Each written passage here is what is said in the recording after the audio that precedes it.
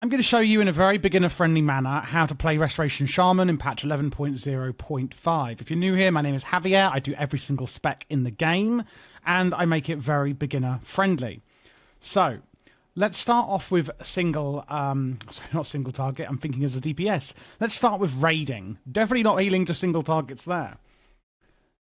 So, in terms of the stat priorities you want on your gear, if you're a beginner or a casual player, you're not doing mythic raiding or anything, honestly, just getting a higher and higher eye level is all you need. That's going to give you more intellect, which is our primary stat, which makes our heals heal more. Crit means we can do more healing. Haste, of course, speeds up how fast we can heal. Our mastery, now this is quite interesting. It's different for every spec.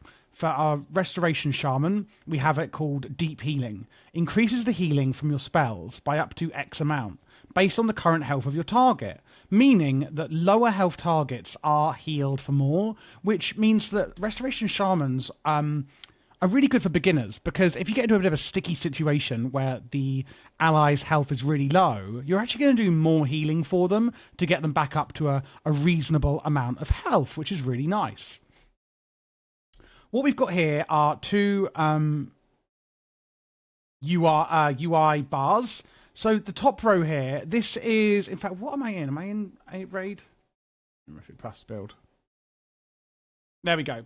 From left to right, this is like your priority list, okay, for raiding. So the left-hand side is the highest priority thing we must do, and the right-hand side is the lowest priority.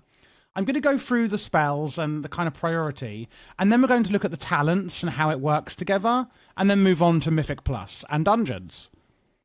So starting off, this build is revolving around Totemic hero talents, which is primarily buffing our chain heal. So your number one priority here is going to be chain heal, but it's with actually two things happening. So we're going to be buffing our chain heal. What is chain heal then? Chain heal heals the friendly target, and then it jumps to other nearby injured allies. It's actually the four most injured nearby allies, and it reduces how much healing with each jump. So it's going to jump around and heal multiple people. We then have this spell here on a 15-second cooldown called Unleash Life, and you should be using it on cooldown. What you can see here is that it's going to heal a friendly target for X amount, and it's going to also increase the effect of your next healing spell. And we're going to be using this with Chain Heal. And you can see there on the tooltip, Chain Heal, 15% increased healing, and it bounces to an additional target as well. So here we can heal our ally, and then the four most injured nearby allies. With Unleash Life, it's going to deal 15% increased healing, and also bounce to an additional target. If we then go to our talents, we have this talent down here, the High Tide. Every 1 million mana you spend brings a High Tide, making your next two chain heals heal for an additional 10%. And then with that as well, it will not reduce healing every time it jumps, which is a phenomenal amount of extra healing. Your number one priority is actually using High Tide and Unleash Life together with Chain Heal. If you're saying, well, Javier, how do I know when I've got a High Tide? It will come up on your buffs on the left here. And it will also come up on if you're using like a weak aura, like I am here. This is the Luxfos weak aura, okay? You can get that off his website or the weak aura website. And if you do like my entire UI, you can get that on my Patreon. And I can help you set up things like your voodoo, where you can keybind your spells and healing spells, and I can do all of that in the one-to-one VIP channel in Discord for Patreons, if you'd like that. But that's how you're basically going to see it. Like you can see a buff coming up here.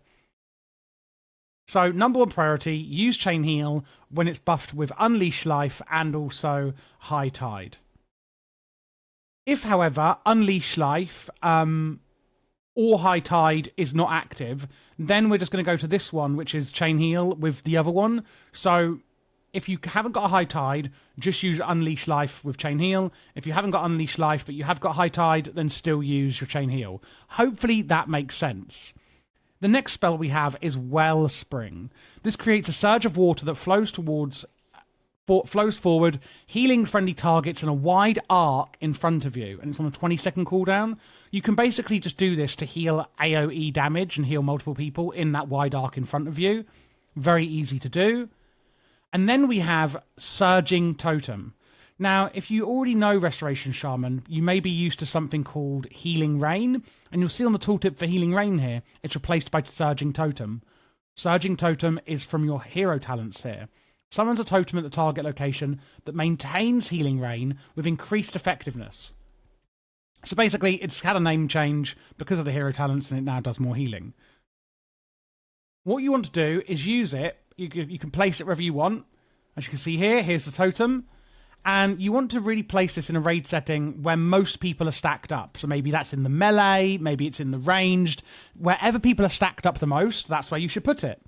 And if more healing is needed, shortly after using Surging Totem, there is actually another button you can press on it. So you can see here it's coming off cooldown very shortly. When I use it, can you see here that you have Downpour? So if I click it again, it then does a Downpour. And this is a way of actually healing like an extra boost after you place your Surging Totem. So Downpour here, a burst of water at your Surging Totem's location heals up to 5 injured allies and increases their maximum health. Now what we can see, we've spent enough mana, is a High Tide. So here's the buff down here that I was talking about. Chain heal additional healing and doesn't reduce. And you can also see a ribbon around your chain heal. So that's another way. You can see the buff here on my Luxor's Weak Aura about to fall off. So that's another way that you can see when you have your High Tide. So it is quite obvious, even if you don't have any add-ons. The next one is going to be Riptide. I would also advise to use this on cooldown. It's only on a 6-second recharge, washing over a friendly target, and then also heals them over 18 seconds. So you could put this on different targets, basically healing them as a hot. A hot is a heal over time, and you should use Riptide, both charges on cooldown. Another thing to use on cooldown is your Earthen Wall Totem. Another totem that we can use here. I can place it down, as you can see, and you can see the area that it's actually within. Summons a totem with 2.5 million health. 13,000 damage from each attack against allies within 11 yards of the totem is redirected to the totem. So what this basically does is, again, you place it where everyone is stacked up, or where the most people are, and any attacks on your allies within that area, some of the damage will be redirected to the totem. So rather than actually technically healing people, it's reducing how much damage they take. And then it will either run out of time, or it will exhaust all the health it has, basically. But this will actually equate to healing.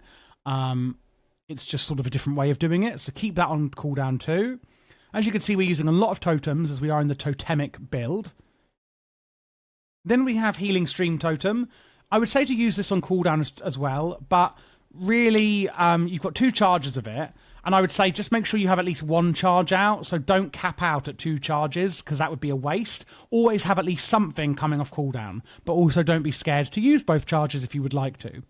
That summons a totem at your feet that heals an injured party or raid member within 52 yards every few seconds. We've then got Earth Shield. Make sure you keep this up at all times. This protects generally the tank. With an Earthen Shield, increasing your healing on them by 20% and healing them whenever they take damage. This heal can only occur once every 2 seconds, and it has a maximum of 9 charges. So you can see on me, because that's where I placed it on here, I've got 9 charges, damage taken reduced by 3%, and it heals me upon taking damage. So keep that up at all times. Only Earth Shield can only be placed on the Shaman and 1 other target at a time. The Shaman can have up to 2 elemental shields active on them at a time. So on you, basically you're going to have your Earth Shield and your Water Shield, but you can also place your Earth Shield on somebody else, like I said, the tank. So that's a great time to then talk about Water Shield as well. The caster is surrounded by globes of water, granting mana every 5 seconds. When a melee hit attacks the caster, you gain some mana as well. So again, on yourself you have both of them, and on somebody else you will have the Earth Shield. After that, we can just use Chain Heal, which is what you'll be using a lot, just to heal, multiple people. And then we have Healing Wave, which is an efficient single target heal, or Healing Surge, which is a less efficient. It's more mana, but it's a much quicker cast. So you can see here, Healing Wave is really slow, heals 1 person. Healing Surge, much quicker, but costs more mana. And then that's just for single target healing. Let's go through it one more time, just to discuss what we're healing, and then we'll look at the talents. So, If you have a high tide and unleash life available, use it to empower your chain heal. If not, you've not got a high tide, just use unleash life to empower a chain heal, and do use unleash life on cooldown. Use Wellspring to heal in a arc or sort of cone. No, not cone. I guess it is an arc in front of you. There we go. There's our high tide buff. So again, use that with unleash life with chain heal. Use your Surging Totem on cooldown wherever people are stacked up the most, and use a Downpour to get an extra boost of healing. Use your Riptide on cooldown on different targets to get heal over times out. Use your Earthen Wall Totem, again, on cooldown where people are stacked up the most. Use Healing Stream Totems as needed. Keep an Earth Shield up on the tank or whoever is taking the most damage, and also on yourself as well as a Water Shield. And by the way, you can actually put these up before you go into combat, so that can save you a few seconds there. Chain Heal just on its own then, just for some basic healing, and then Healing Wave or Healing Surge for single target healing. Now let's look at some of the really core and important talents that are bringing this together. We have Tidal Waves here. So casting Riptide will give you 2 stacks of Tidal Waves. Tidal Waves will reduce the cast time of your next Chain Heal or Healing Wave by 20% and increase the next critical effect of your Healing Surge by 30%. So again, that's going to be on your Healing Wave, your Healing Surge, or your Chain Heal. And it's basically going to empower all of them depending on what your next 2 casts will be. And again, Riptide is this one here that we're using on cooldown. This one is passive, but I think it's good to mention. Ancestral Vigor. Targets you heal with Healing Wave, Healing Surge, and Chain Heal, or Riptide's initial heal, gain increased health for 10 seconds. Water Totem Mastery. Consuming that Tidal Wave buff will actually reduce the cooldown on some of your totems. There's this one, Primal Tide Core. Every 4 times you use Riptide here, it will also apply Riptide to another friendly target near your Riptide target, so that's really nice. This is the talent here where we get our Downpour from our Surging Totem. Casting Surging Totem lets you use Downpour, and it's 12 seconds you've got to then use that, by the way. We also have Tidebringer. Every 10 seconds, the cast time of your next Chain Heal is reduced by 50%, and the jump distance is increased to double, which has a maximum of 2 charges. Again, this is happening passively, just something to be aware of. And now let's talk about the hero talents, because this does actually affect quite a lot. And this is actually really how Chain Heal comes together to be a force of nature, if you will, in this build. So, of course, we have the Surging Totem, which we know about, but let's talk about the other talents. Totemic Rebound. Chain Heal will also now jump to a nearby totem once it reaches its max targets. So basically, your Chain Heal will bounce around to your targets, and it will also jump to a nearby totem, causing the totem to cast Chain Heal on an injured ally nearby, and that will also jump to 2 nearby targets. So Chain Heal actually does even more because of your Totemic hero talents. Then we have Lively Totems. When you summon a Healing Tide Totem, Healing Stream, Cloudburst, Mana Effect, etc., or Spirit Link, and I will be going through some of these other totems when we talk about our cooldowns, you cast a free instant Chain Heal at 100% effectiveness. So when using some of your totem cooldowns and just normal and non-cooldown totems, so that sounded confusing. What I mean by that is we have ones like this down here on a 3-minute cooldown, and then we've got ones like Healing Stream, which is only a 24-second recharge. What I'm saying is, when we use basically any of our totems, we will cast a free instant Chain Heal. If you have a totem active, your totem grants you a shield, absorbing damage every 30 seconds for 30 seconds. And then we have Whirling Elements at the bottom here. Elemental notes orbit around your Surging Totem. Your abilities consume those motes for enhanced effects. So water, your next Healing Wave or Healing Surge also heals an ally inside of your Healing Rain at 100% effectiveness. So when you have your Surging Totem up and you use Healing Surge, it's going to use up one of those motes. You see there's now only an air and earth mote around there. And that will actually heal somebody else automatically. Air, the cast time of your next healing spell is reduced. So you can see the air mote. If I use a Chain Heal, I then lose that mote. Although Chain Heal is actually going to be used by Earth. Your next Chain Heal applies Earth Living at 100%, 150% effectiveness to all targets hit. So you can see then how you can actually use those motes on your totem as well. And again, that's happening passively, but I think it's important to know. Now what we're going to do is go through the Mythic Plus build. So you can see there's only really a few in the main restoration tree changing. The others are more utility that we're changing over here. So what are we doing in a Mythic Plus environment? Well, same thing. If we get a high tide, use Chain Heal. Because there's only 5 people, including yourself, in the team, single target heals are a lot more important, and we're going to be using Healing Surge on a player if we have Master of the Elements. Now, what is that, you may ask? That is this talent here. We don't have it in the raiding build. We only have it in the Mythic Plus build. Casting Lava Burst increases the healing of your next Healing Surge by 30%, stacking up to 2 times. Sometimes we will use Lava Burst, which is obviously a damaging spell, to increase our next Healing Surge. Healing Surge will also apply Flame Shock to a nearby enemy when empowered by Master of the Elements. So basically, if I get out my Lava Burst here, what we could do is we can use Lava Burst on our enemy, and that is going to give us this buff down here, Master of the Elements. The healing of the next Healing Surge is increased by 30%. So when I use Healing Surge, that is going to consume our Master of the Elements buff, of course, and Healing Surge will also apply Flame Shock, which is a damage over time, to a nearby enemy when empowered by Master of the Elements. So it's a great way of, in Mythic Plus, of us actually passively, well, not passively, but doing damage while also doing more healing, which is really, really good, meaning we could do some damage as a healer and also increase our healing. And Lava Burst is going to be used as your 3rd priority to then obviously enhance your Healing Surge. So cast Healing Surge if you have the buff from Lava Burst. If you don't have the buff, then obviously cast Lava Burst, basically. Riptide, again, keep this on cooldown. It's fantastic. As you can see, it's a very fast recharge. And we can use this on, multiple players.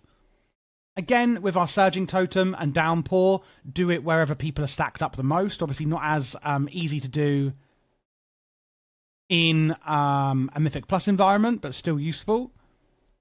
Use your Healing Stream Totems. Again, try not to overcap charges of them because it's a waste. We then have Healing Surge again. So we're using it up here if we have recently used a Lava Burst and therefore have the Master of the Elements buff. However, down here, we're using it if we have a different buff, and that is called Undulation. So that is here. Every 3rd healing wave or healing surge heals for an additional 50%. Again, it's happening passively. Every 3rd cast will automatically do this, and we don't have Unleash Life in the Mythic Plus build because we've taken Undulation instead. Apart from that, still keep up your Earth Shield. And then apart from that, it's use Chain Heal to heal the group. We've got our Water Shield here, now talking about some sort of utilities that I've already discussed. Sky Fury, both in Raiding and Mythic Plus, is a fairly new buff. Well, I say new. It was actually back in Vanilla and stuff, but then they took it out. It was a totem, blah, blah, blah, blah, blah. No one cares. Well, maybe you do care. Some ancient history there. Sky Fury. Harness the Fury of the Windlord to grant an ally mastery, and their auto attacks have a 20% chance to instantly strike again for an hour. And that will actually affect your whole party in Raid. It used to be called Wind Fury Totem. And I guess they just simplified things over the years. Now they've kind of brought it back and modernized it as this buff, which is kind of cool. We also have Earth Living Weapon, which we can imbue on our weapon, again in both Mythic Plus and Raiding. Imbue your weapon with the element of Earth. Your Riptide, Healing Wave, and Healing Surge and Chain Heal have a 20% chance to trigger Earth Living on your target, healing them over 9 seconds. So you want to make sure you put that up for an hour at all times on your weapon. Looking at the cooldowns we have Healing Tide Totem, summons a totem at your feet which pulses every 1.8 seconds, healing everyone within 50 yards. Bloodlust, of course, massively increasing the haste of your party in Raid. Usually you're going to actually ask your Raid leader or group leader, when you should be using this or in what boss fights. Nature Swiftness, it's only on a 1-minute cooldown, so you can use this quite a lot. Your next healing or damaging spell is instant cast and uses no mana. So you can use this on maybe a Healing Surge, or you can even use it, on maybe a damaging spell if you like. It really depends. I like using it on a Healing Surge that's empowered to get a super quick, instant, spell out. Spirit Link, I love. Summons a totem at the target location. It reduces damage taken by all party and raid members by 10%, And it's actually going to redistribute everyone's health. It's amazing in raiding, because obviously there's a lot more people. So like if one person or a few people are going really low health and everyone else isn't, it can actually redistribute and even out everyone's health. And it is, oh my god, such a phenomenal... it's just a phenomenal totem to kind of get people out of a nasty situation. Stone Bulwark's totem summons a totem again, granting you an absorb shield, preventing damage and an additional amount. Earth Elemental, you call forth a huge elemental. While it's active, your maximum health is increased. And then we've got Ancestral Guidance. For the next 10 seconds, some of your healing done and damage done is converted to healing on nearby injured allies. So what you can also do is use Ancestral Guidance when you're doing your lava bursts to actually get some more damage into healing there as well, which is really nice. And those are the main cooldowns I would use in a Mythic Plus and a raid situation. In the raid situation, we do also get Mana Tide Totem, which means you can summon a totem, again on a 2.9 minute cooldown, granting 80% increased mana regen to allies. You don't really need it in Mythic Plus because obviously you can stop and drink as needed. We also get the Windrush Totem, which means that all allies who pass through it can be sped up. Speaking of being sped up, let's talk really quickly before we finish up about some of the utilities we have. Ghost Wolf is actually our speed one, where we can go into... Let's get rid of these action bars. You can see the proper UI. There we go. Ghost Wolf, as you can see, will speed you up, and you can use it in combat as well. I love it. It's fantastic. We have things like Earthbind Totem, which will slow your enemies near the totem. Gust of Wind, which hurls you forward. You can hex your enemies, which basically incapacitates them for a minute. We've got Spirit Walker's Grace. This is actually amazing. This, on a 1.5 minute cooldown, means that you can cast your healing spells or any spells while moving, and increases your movement speed. So if you're like, oh no, I need to move to the other side of the room, but I'm trying to heal, you could do it with this cooldown. It's absolutely fantastic.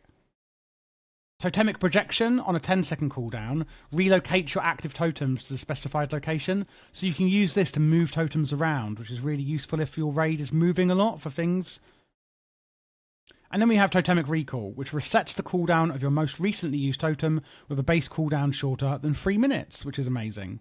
One thing I actually forgot to mention regarding the cooldowns, because we were in a different spec, was Ascendants, where you can transform into a Water Ascendant, duplicating all healing you deal at 70% effectiveness for 15 seconds, and immediately healing for X amount of healing.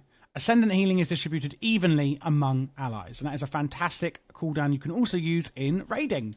And that is everything you need to know to heal as a Restoration Shaman in 11.0.5. I really hope that was useful for you. Again, if you want to get my entire UI, including my Voodoo setup for Restoration Shaman, which has all your spells predefined for you, details, profiles, my entire LVUI profile, etc., or you just need some one-on-one help, or you would like me to review your logs and stuff to help you improve at being a Restoration Shaman, please join my Patreon. Please also subscribe and leave a thumbs up if you liked this video.